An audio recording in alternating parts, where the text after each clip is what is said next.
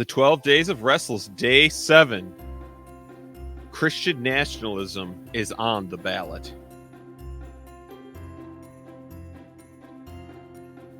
Pastor Michael, we are still recording that same time we were a moment ago. You can tell. I have not done a beverage change yet. I promise I will before our next one starts. But Pastor Michael, we are continuing in the controversial time of the 12 Days of Restless. Evidently, picking all of everybody's favorite topics to get mad about. And since it's going to get brought up for you around Christmas, right? You're probably coming off of a family Christmas time when somebody brought something up that it was like, yikes, we should not be talking about this right now. But at least one person was oblivious to that fact and just said whatever they wanted to about it. We will be that oblivious person now. We will be that for you if you didn't get the luxury. But Pastor Michael, we here are discussing something that may have come up at your Christmas. I pity your Christmas if it did. But the only reason we're bringing this up is because it's going to come up next year for you, especially if you are a Christian and you're the kind of listener to this podcast. Pastor Michael, we are returning to a discussion of Christian nationalism. We could probably discuss things related to this on our podcast virtually every day if we wanted to. Yeah, it's one of the big deals right now, right? It's one of the big conversations, especially in the Reformed Twitterverse. And it's an interesting conversation, right? I mean, it's a lot of fun. We've had some fun talking about some of these things in the past. And so could definitely talk more about that at some point. But yeah. I have a feeling I'm not going to enjoy this. Well, I might enjoy this one as much, but. So Pastor Michael, the people, there was a trailer released that next year in the lead up to the presidential election, there will be a feature-length film coming out by the storied Hollywood producer who produced movies you love, like The Princess Bride, Rob Reiner. And he's releasing a movie called God and Country, which is a documentary about Christian nationalism. Now, yes. Pastor Michael, to give this man some credit, right? There were some major evangelicals in the film. Yeah, some big names, I guess. Hey, let it be known to all of our listeners that the same week that this came out, I believe was the same week that Matt recommended a Rob Reiner podcast to our patrons. I'm pretty positive it was the same week because it was like the next day that I saw this and I was like, no way. Like Matt. Yep. Matt is sharing Rob Reiner material the same week that he's coming out with this trailer. I apparently needed to take back that recommendation because apparently there are two things Rob Reiner has a hobby in, which is opposing conservative politics, and his other hobby is catching the actual killer of JFK. He's just got a few interests. I may find one a bit more fascinating than the other. But yeah, so this trailer came out, and it came out to a bunch of people that had some problems with it. Pastor Michael, I haven't even watched the trailer, so I don't think that I watched all of it, and no doubt because I started and I was like, well, we'll be watching this later. Like that's what I thought. All right, so it's 2 minutes, so we'll let. Unless something really egregious happens. Oh, it's gonna. If we could get through 2 minutes of this without saying anything, I will be pretty shocked. All right, well, we'll find out.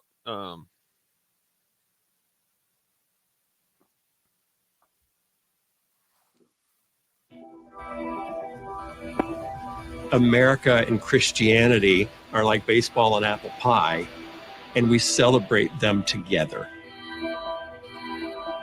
Shout out to Phil Vischer. Just for the listeners, I may name people as they come through.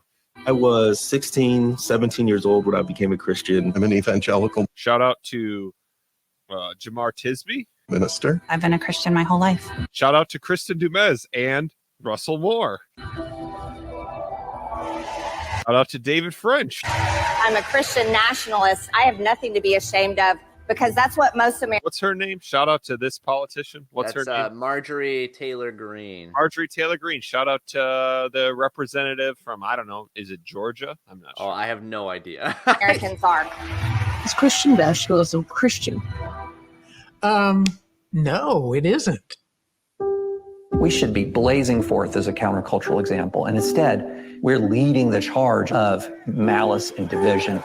Christian nationalism uses Christianity as a means to an end, that end being some form of authoritarianism.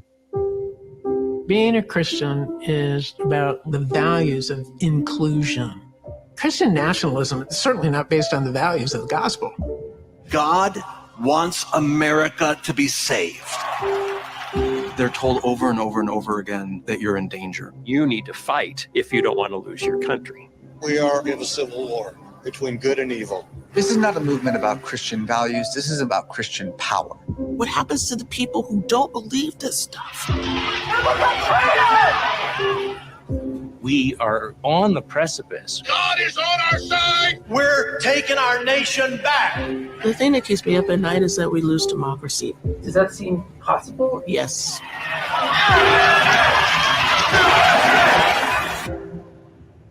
Shout out to January 6th, I guess. Oh, not quite done. Christianity at its best is committed to love and truth and justice. If we do this right, what a country we will be.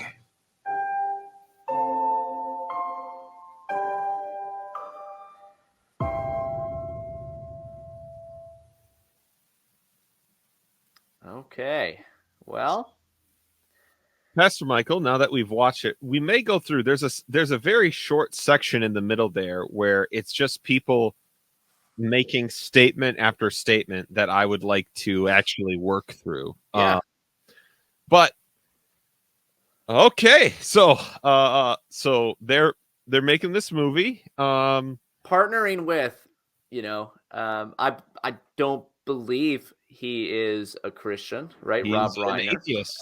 well-known atheist, secular Hollywood producer, to bash fellow believers, right? Like what a wonderful thing to do, in the name of love and unity and everybody having a place and a voice and democracy. Feels a little bit like, well, everybody has a place except for those people, right? Yeah. So, Pastor Michael, give me your 2 cents on why they're releasing this movie, even specifically next year. It's because of the election, right? Like 100%. This is a piece of political propaganda, 100%. And it's not even hidden, right? That's pretty obvious. Like you said, this is something that Rob Reiner is passionate about doing. And so those Christians who took part in this, they are being used as a piece of political propaganda for the upcoming election. Yeah. So now, Pastor Michael, I want to say the reason I care about this is there's a few things I would not care about. Obviously, I'll just be pretty frank because it's the 12 Days of Restless. I don't care about the opinions of really anyone who spoke in this in this video. Just to put my cards on the table. On either side, right? Like on either, like. Well, I mean, like we have everybody that they showed. Yeah, and everybody that spoke at length. You and I would both find basically ridiculous in equal, even if opposing ways. That's right. And I'm not very interested. And obviously, man, the fact, I mean, again, everything, this is the world we live in. You need to learn how to understand what propaganda is.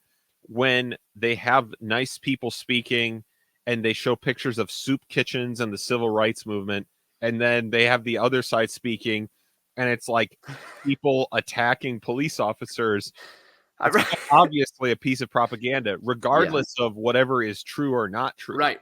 Like it is set up to make you associate anything that is called Christian nationalism with that, right? With the latter, with violence, with people attacking other people, with insurrection, etc. But the reason I care about this is because I don't, because, and I've said this before, but it's another worthwhile moment to say it, is that the fact is, if you are a Christian, if you are listening to me, I just know, if you are listening to me and you are not listening to me in order to disagree with me, critique me, or whatever, if you are listening to me because you are sympathetic, you enjoy this show, you are a Christian nationalist by their definition. Right.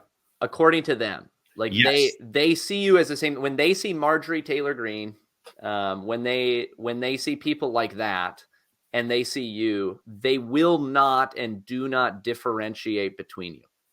Right? If you're like, hey, I'm just trying to, go back to an older conservative vision of what, Christians in the past thought of politics and the doctrine of the lesser magistrates and all of these things, like, you may be coming at this like from a genuine place, wanting to study well, be careful in what you're doing, reason well through scripture and political philosophy and all of these things. They don't care, right? Like, they literally don't care. And I don't even mean like you intelligent person trying to really think these things through. I mean, like, you could look them in the face and say, I'm definitely not a Christian nationalist. Those people are all evil. They tried to destroy our country. And then they'd go, oh, yeah. And then you go, but, we have to outlaw abortion. And they'd say, you're a Christian nationalist. Yep. You could be the Presbyterian defending the Satan statue in the Iowa wherever that was, in the government building. I don't know if it was in the state building or what. I don't remember, but you could be that guy, right? Hey, I'm definitely not Christian nationalist. I defend everybody's right in a pluralistic society to set up statues to demons. You could be that guy, and they still think that you're a Christian nationalist because you believe in just general Christian values, and you think that actually you're probably going to vote according to those things. That's right. They care at the end of the day who you vote for, because this for them, all this is for Rob Reiner, like, he is the perfect example of this. All this is for him is a power play. Yeah. It has nothing to do with truth, right? Now, if you are a Westminster Presbyterian holding to the confession, my friend, you are a Christian nationalist. Like, and again, we need to learn to use this term. This term doesn't have to be all bad. Right. I don't want to ever be called a white Christian nationalist. I don't want to be considered an ethnic authoritarian, that my race and my religion are the basis of some kind of national identity. Like, right. There are actually things about this. And this is also why the term was chosen, because it's so close to actual Nazism. Right. But the idea that Jesus Christ, let me just read you 2 sections of the American Westminster Confession of Faith that people would view as when you say Jesus has say over the civil sphere, this is where we get it from. God, the supreme Lord and King over the world, hath ordained civil magistrates to be under him over the people for his own glory and the public good, and to the end hath armed them with power of the sword for the defense and encouragement of them that are good, and punishment over evildoers. It is lawful for Christians to accept and execute the office of magistrate when called thereunto, in the managing whereof they may especially maintain piety, justice, and peace, according to the wholesome laws of each commonwealth, so for the end they may lawfully, now under the New Testament, wage war upon just and necessary action. Now, again, this is like the most careful, considered view of what a Christian would do as a magistrate, right? You don't just get to impose Christianity against the laws and against the rule of law in your commonwealth, right? Like, there's so much good and careful and loving thought. Now, and my obvious fear for those who like the term Christian nationalist is they're not thinking through any of that. They have none of the careful Westminster things in the background.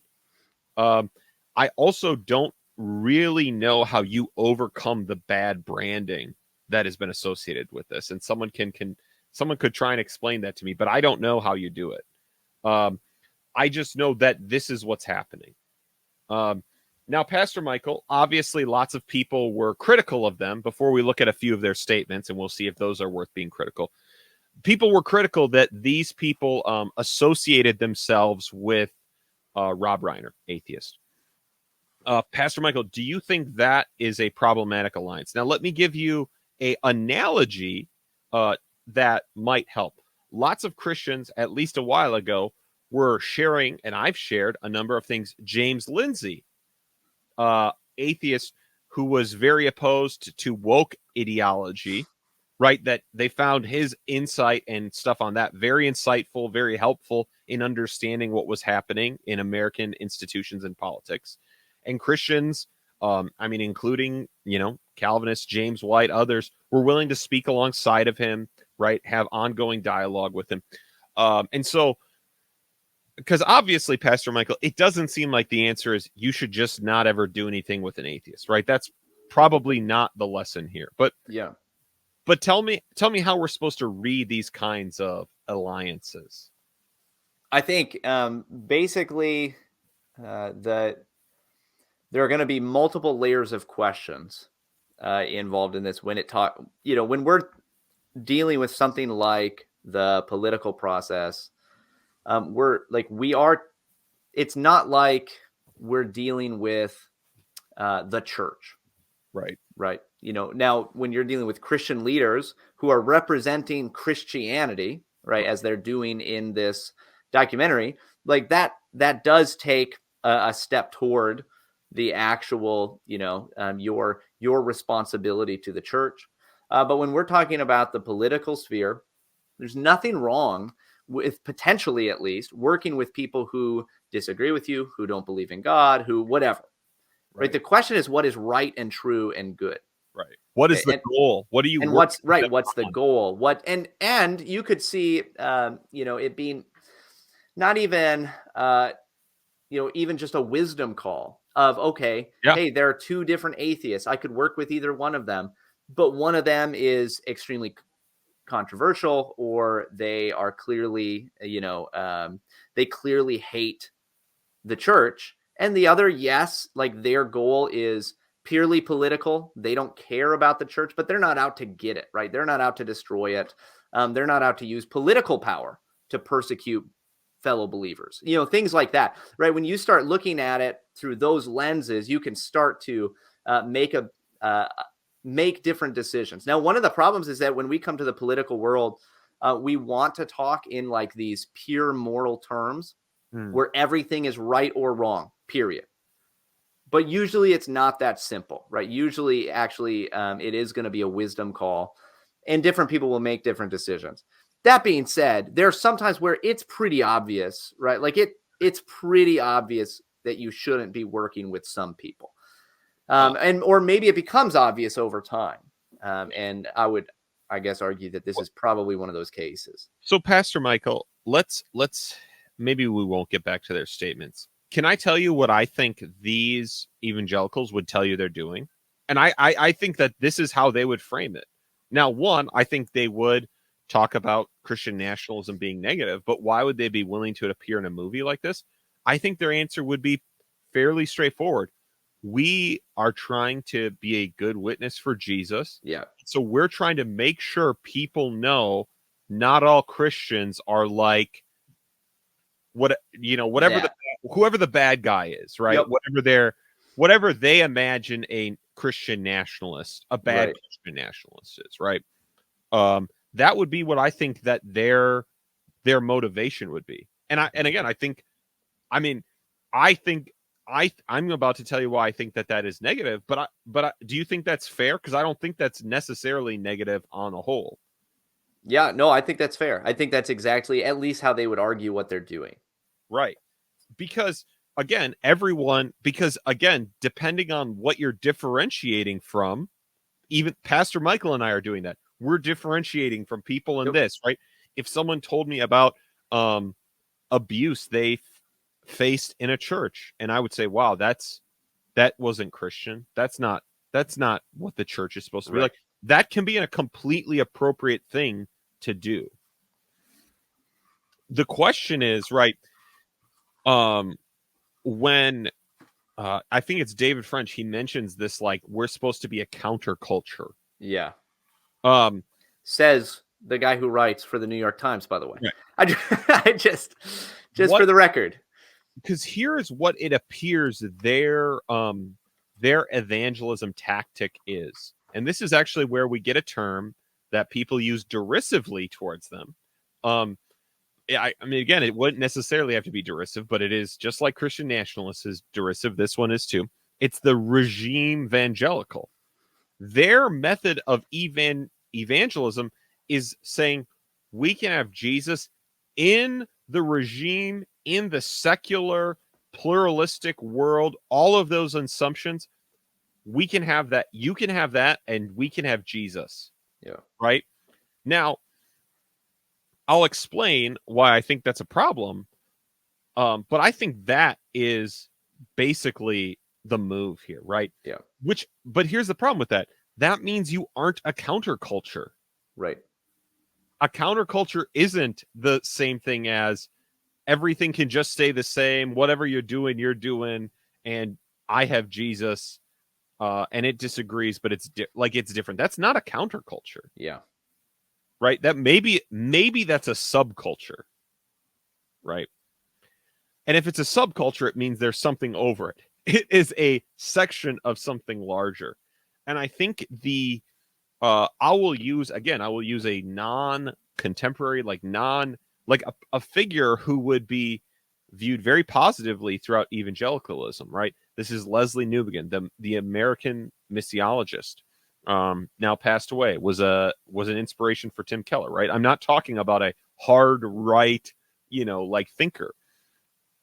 But what he said was, in a pluralistic age, that our job is to declare that, as a public proclamation, everything must change in light of the resurrection. That he was very critical of everyone saying, let's find a way to get back to some form of Christendom, or he didn't think there was any way back.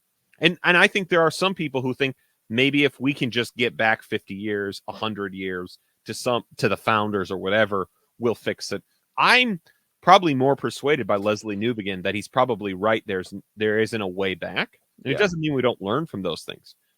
But he's saying that our job is to declare that Jesus is risen. And he said, and expect that to be a threat to the way things are. Yeah. Right?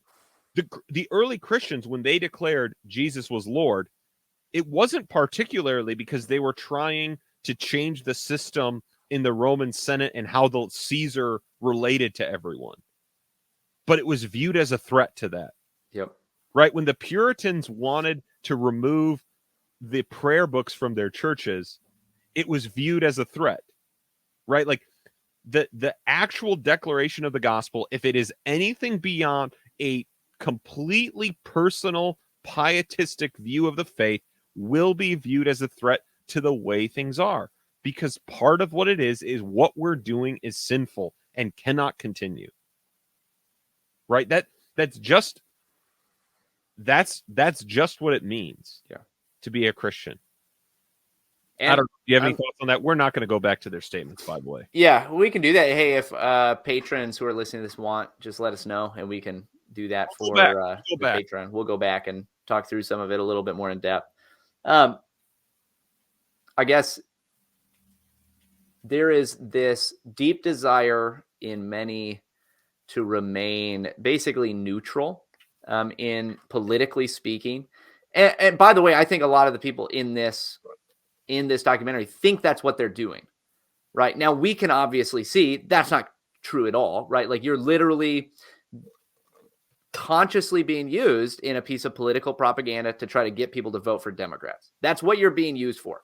And it's obvious, right? It is very obvious. And so that's obviously not what they're doing, but I think it's very possible that they think that they're doing that, right? They are being the neutral ones, the kind of neutral arbiters of these things.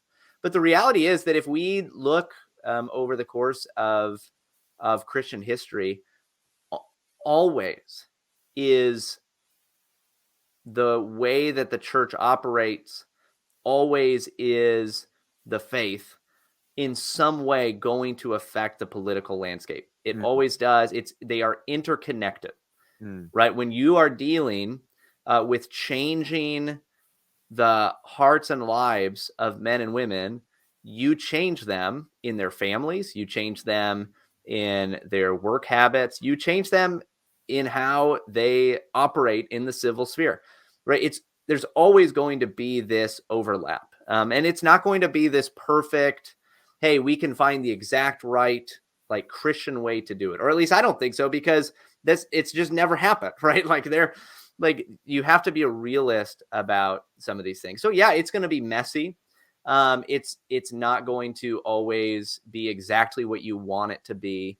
But I still think that you can be careful and not just be a puppet for some kind of political propaganda, right? Like, you can be careful and not just be used for the purposes of the world.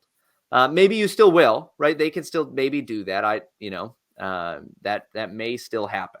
You may be taken out of context. Things you say may be used against you. That happens. But you can actually be a little bit more careful than I think these men and women in here are being. Just to be as kind in how I think about their intentions as I can be. Right. They're being used, like, I think they're being ignorant, at least. Yeah, that's right. Amil Army, rise up.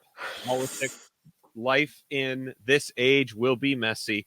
Now, I want to say one more thing, that whether maybe you've disagreed with all of our perspective on this, which is possible. And okay. And right? okay. Maybe okay. It might not be okay, right? It might. You may be in sin, but probably you can disagree with this, and it's okay. But I want to make one more plea, if I can, about why maybe this can matter. Is, let's say the woman who it was one of the ones whose voice I didn't know, or face I didn't recognize. She said, Christian nationalism isn't Christian, right? And she was talking about how, then obviously we get all the reasons why it isn't bad. And here is what that tells me. If she's right, if Christian nationalism isn't Christian, let's say that it is bad, it's evil, right? Man, do you know what I thought the many times, right? Pastor Michael and I remember texting Michael when they were doing that ridiculous Stop the Steal rally in DC, and they had supposedly Christian leaders and Eric Metaxas, who's a great writer. I don't know what he's doing all the time, but great writer. What he was doing there, they had a guy blowing the shofar, shofars to, like, make Trump the president, and people wrote, like, derisive articles, and I laughed that night. It was ridiculous. But I had this, like, reflection later of two things. Like, this is the desperation of the time we're in. Yeah. Like, these are sheep without a shepherd. Like, they are looking for anything. They're willing to sadly listen to shofar guy. Right. Because if you're a Christian leader, if you're completely sympathetic to what David French and Russell Moore and all these people are saying, is the sad thing is this trailer is designed to make you hate these people and feel okay about it. And Trump voters need Jesus too. Right. Like, people who think Marjorie Taylor Greene is the greatest politician since Winston Churchill, they need Jesus Christ. Yeah. And so I just don't, we can't make these people sinners that are a threat to democracy, so we owe nothing to, right? There are sheep without a shepherd, and they obviously have some desire to be on Christ's side. They may not know what that means. They may be 100% misguided. They may be being used by demagogues. So go to them. Yeah. Right. Go compel them to actually come into the kingdom. Man, that's so good. And what often happens is there's this kind of selective empathy. It's like, as long as my empathy is directed toward the parts of the country that align with the politically progressive people that I want to be in with, right? Because I want to be in their documentaries and I want to go onto Capitol Hill and be able to, buddy up with some of them. And I want to feel important, right? As long as my empathy is directed at some of their chosen people, well, then I'm doing the Christian thing. But when I look at these people that are breaking in or being waved in by police to the Capitol on January 6th, like them, well, they're just pure evil. Like they're irredeemable people, right? Like that's how we're supposed to look at them. They're pure evil. That's the kind of language that was just used of them in that kind of trailer, right? And you're right. There's no compassion. What did Jesus do when he looked out at the crowds? He had compassion on them.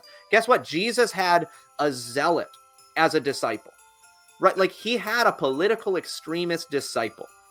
And he stopped crowds from trying to make him king by force. Right.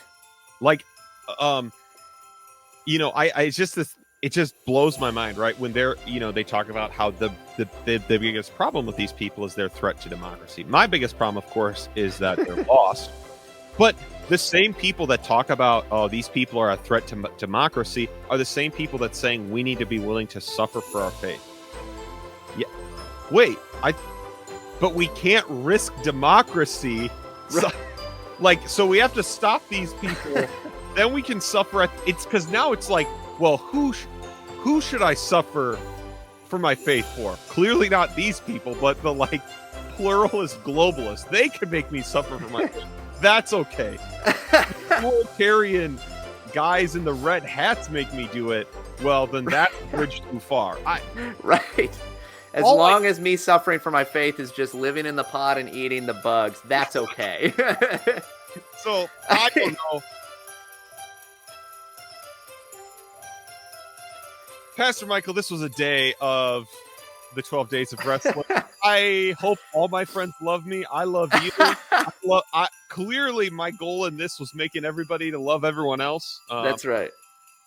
Click subscribe to make this, because we need some people to. If you'd like us to walk through some of their comments in another video, please let us know if you're a patron or in the comments in this video.